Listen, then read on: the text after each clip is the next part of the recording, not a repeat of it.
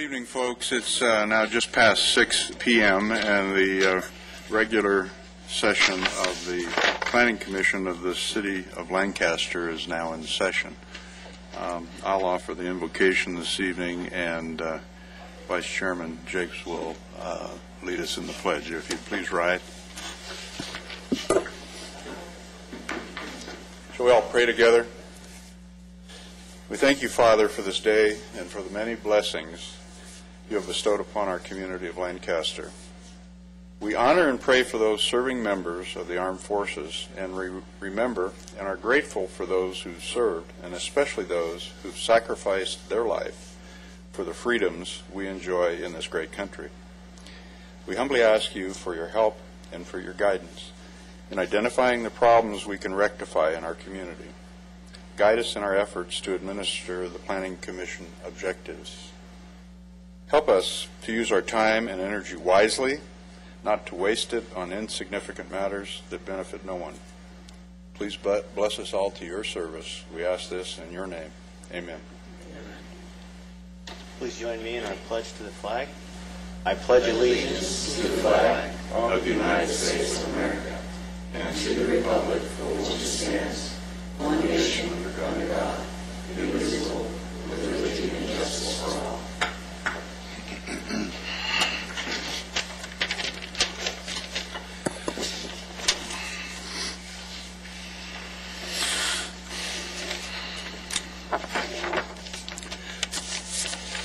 May I have a roll call, please?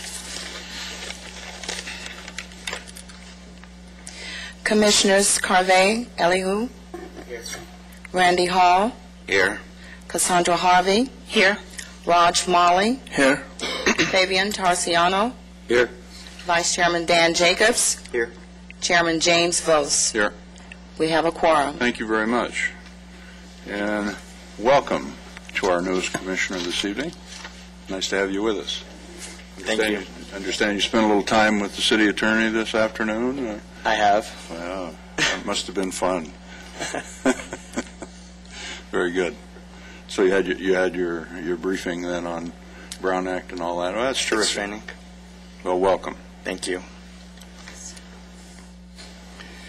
Public business from the floor. If an individual is unable to stay through the entire meeting due to extenuating circumstances, a total of 10 minutes is offered at this time, where you may give input regarding agenda items. Individual speakers would be limited to 2 minutes each. Do we have any early speakers, Mr. Ludicky? No, Mr. Chairman. All right, thank you.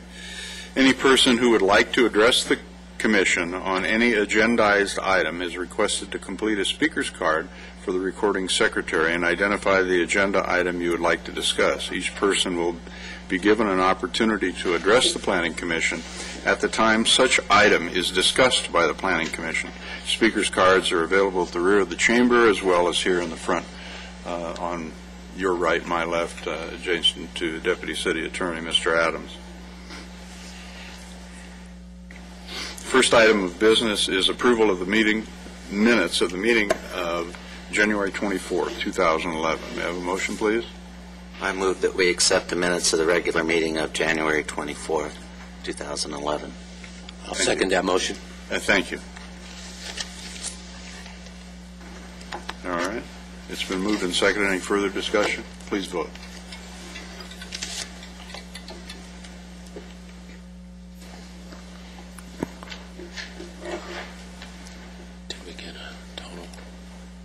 Yes. Oh. Motion passes 7-0. All right, thank you. First action item are new public hearings.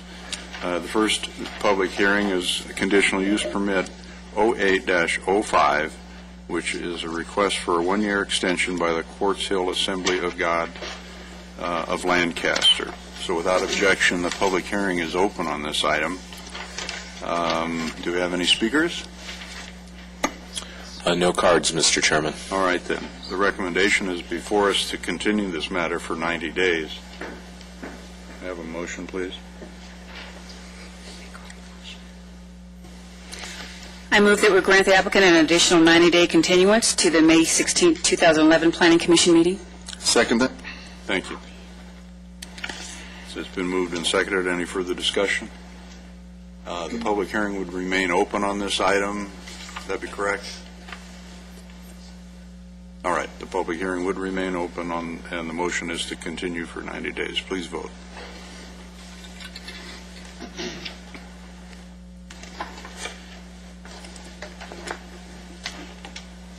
Motion passes 7-0. Thank you. The next item is a new public hearing on zone change number 10-03 and conditional use permit number 10-23, which is an application for to construct a photovoltaic solar electric generating facility in a rural residential zone. So without objection, the public hearing is open on this matter. And this is similar to the previous action item. The staff recommendation is to continue the matter for 30 days. Do we have a speaker on this? I have no card for this item, Mr. Chairman. All right, then. So the public hearing would, we do? Okay. Just take your time. We're in no hurry.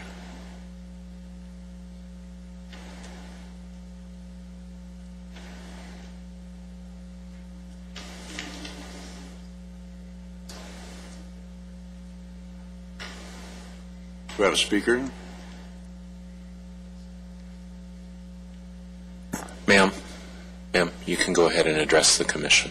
Oh, right away, I don't even get a chance to rest a second?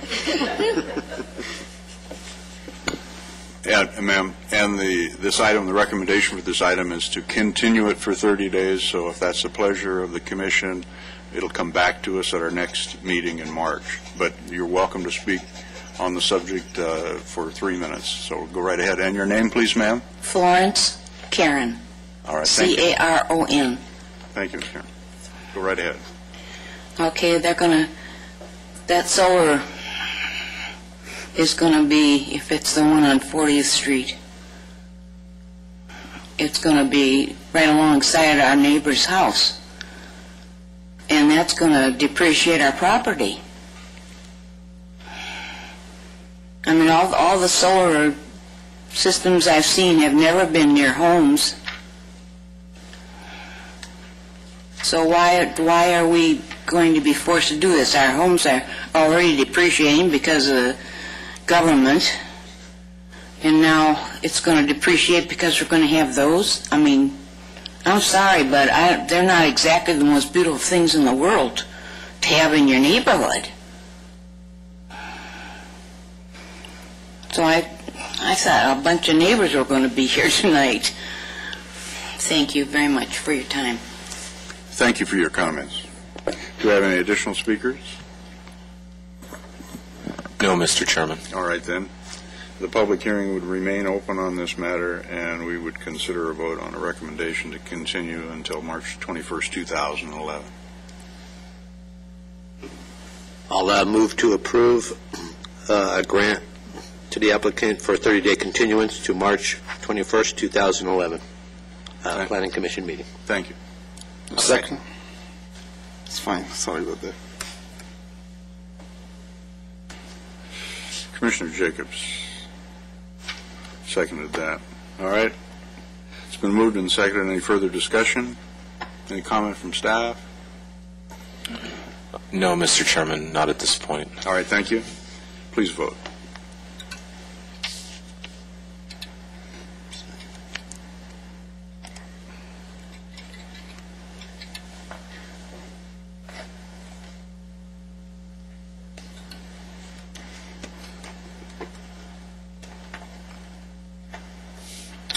A motion passes 7-0. This item will be placed on the March 21st Planning Commission agenda. All right, thank you. All right, that brings us to new business, which is the proposed vacation of excess alley easement. The applicant is the Planning Department of the City of Lancaster. And we've received a letter. I'm sorry, we have not received an uncontested letter on this. So you want to give us a brief staff report then, please, Mr. Ludicky? Yes, very briefly, Mr. Chairman.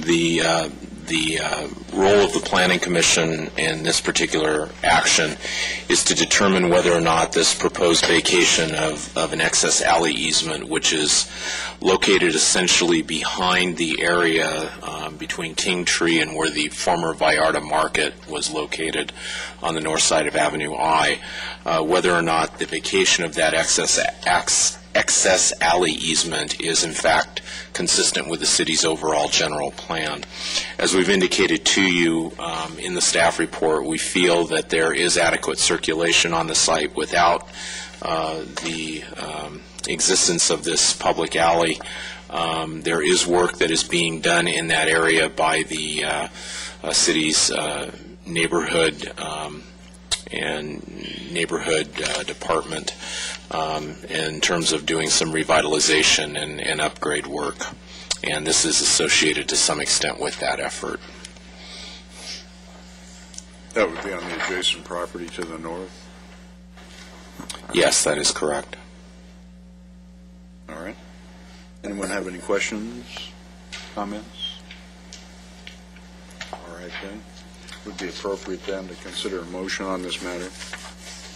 I move that we find the vacation of the excess alley easement at the location described as in conformance with the adopted general plan. Thank you. Do you have a second? I'll second. Thank you. All right. Any further question, comment, discussion? Please vote.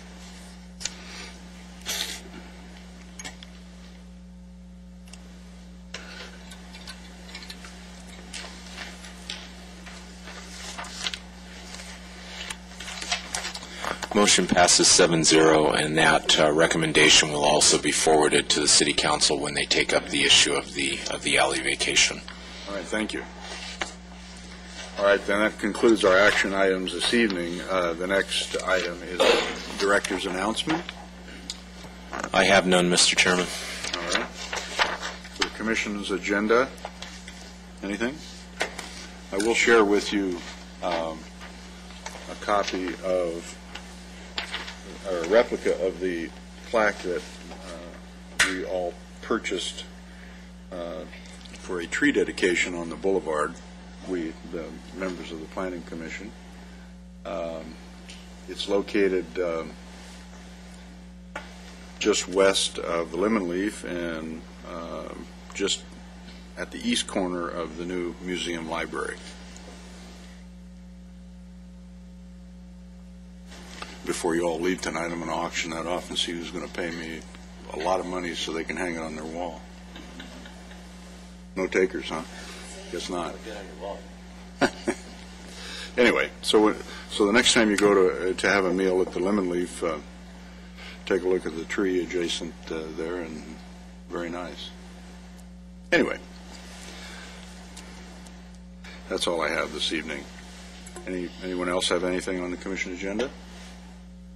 Anyone? All right. Now's the time for public business from the floor on non-agendized item. This portion of the agenda allows an individual the opportunity to address the Commission on any subject regarding city business. Under state legislation, no action can be taken on non-agenda items. Members of the public should be aware of this when addressing the Commission regarding items not specifically referenced on the agenda. And if you are speaking, please complete a speaker's card for the recording secretary. Individuals would be limited to 3 minutes each. Do we have any non-agendized item speakers? Yes, Mr. Chairman. Monica Whitmer. Ms. Whitmer? Good evening. Welcome. Good evening. I'm Monica Whitmer. I represent Sweetwater Ranch. I am here mostly because I'm trying to raise awareness with the city. My husband and I are trying to start a carriage company on Lancaster Boulevard. We applied through the planning desk, hence that I'm being here as a start. We also plan on meeting with the council in a couple of weeks, or in 8 days. But when the redevelopment began, we thought it was designed in a way that just begged for a carriage ride company. And we really want to provide that service for the people of Lancaster. Since last December, we have driven on the boulevard 3 times. We offered a complimentary birthday party for one of my riding students, and the carriage was well received by everyone who saw it. We've also done 2 training drives on the boulevard, one with our new Vis-a-Vis carriage, which we bought specifically for this new business. I have photos showing the rig of all of us together, my husband Jack, myself, our dog Jonah, and our horse Lego. Hopefully that can be passed out so that you can see who we are. We really are trying to present ourselves in a very professional image that really will add to the boulevard. Every business that we've spoken to on the boulevard and every person that we've encountered has thought this was an excellent addition to the newly improved boulevard. We have a successful and safe riding stable in unincorporated Los Angeles County for the past 25 years. I'm a Level 1 certified carriage driver with the Carriage Association of America. There are fewer than 100 so certified drivers in the United States. We are members of CONA, which is the Carriage Operators of North America. We are members of ADS, which is the American Driving Society, and also Whippersnappers, a Los Angeles-based driving club. I've been driving horses for over 30 years. The horse we will be using is homebred. He's trained by me. He's been driven for over 3 years. He's proven himself very safe in all situations and has run several competitions, both driving and riding. We have lined up to have $1 million liability insurance, and we have a diaper to keep the streets clean. My reason for being here tonight is that we officially put in an application well over a month ago, and we have heard nothing. I don't know what we can do to expedite this process, but I'm hoping that if you meet us and see what we have to offer, perhaps we can work through this red tape just a little quicker. We are unable to earn money, and yet the horse needs to eat, and the outlay for the carriage is there. Anyway, there's many things we would like to do. I have a copy of the City of Riverside's requirements for carriage operation, since they have existing businesses, and I have a copy of the CONA handbook for reference. If any of these guidelines would help your legal department have a place to start, I would very much appreciate that. I would like to consider, would it be possible to get a temporary permit to operate for the next 3 months? That would give you a chance to see the business in operation and give us a chance to earn some money. We appreciate your comments, however your time's expired. Thank you.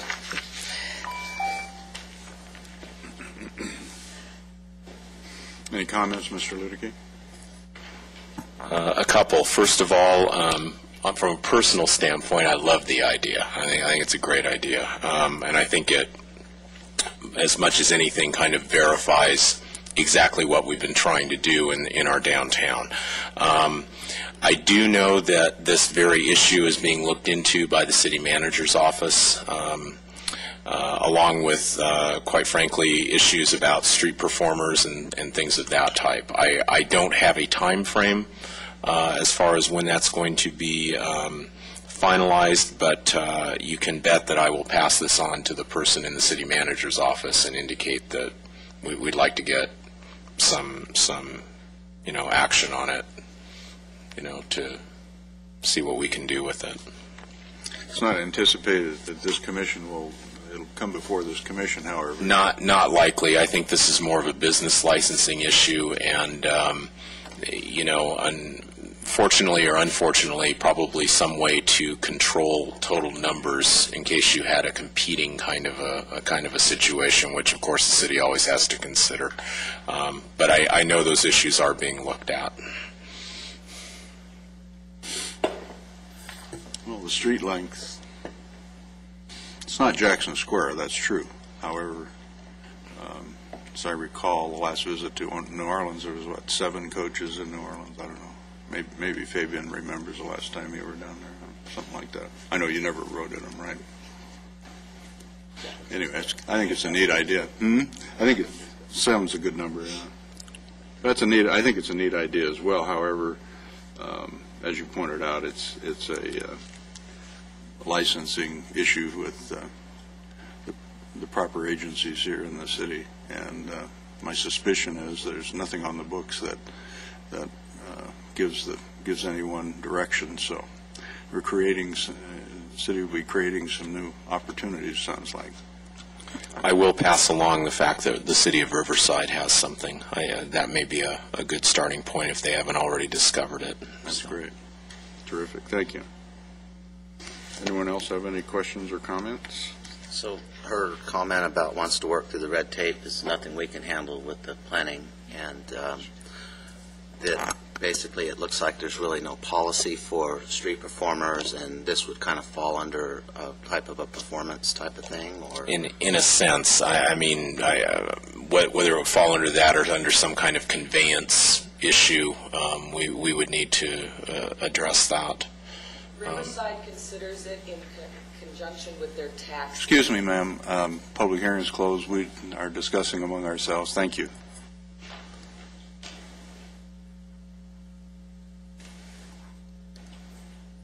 Go ahead. So I was kind of curious if this is in discussion at city manager, is it going to be like a policy that would be encompassing for this type of stuff? Because, you know, I could envision street artists and people that could come in and out. And if you've ever been to Berkeley, where my daughter's going to school, they have Telegraph Road, and the people just pull in there, and all of a sudden and the city had no real policy for it, but there's a ton of income generated out of it. I guess my question is how long does policies like that take to generate?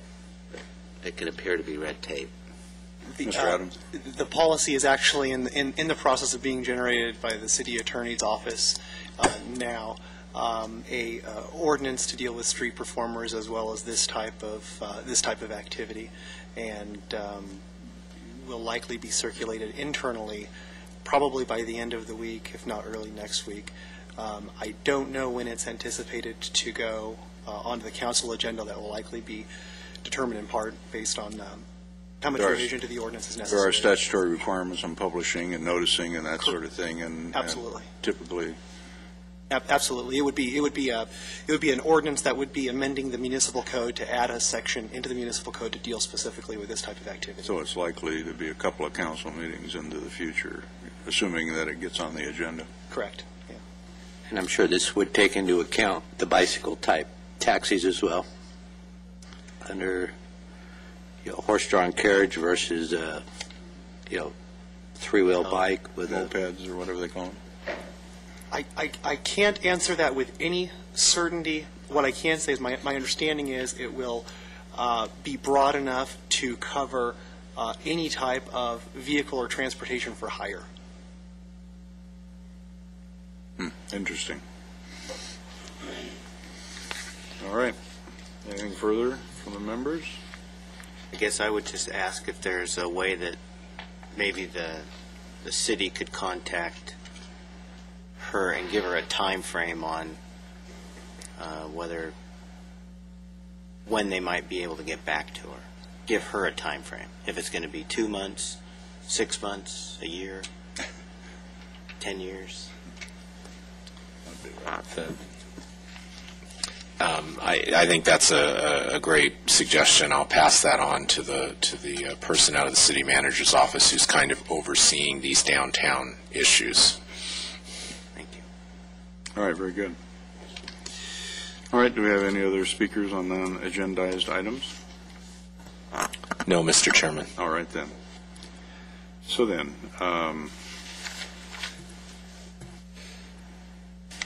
again, welcome Commissioner Elliott. Thank you very much. Just a nice light meeting this week, this time. Who knows what our agenda will be like in March or April, but it's always never dull, that's for sure.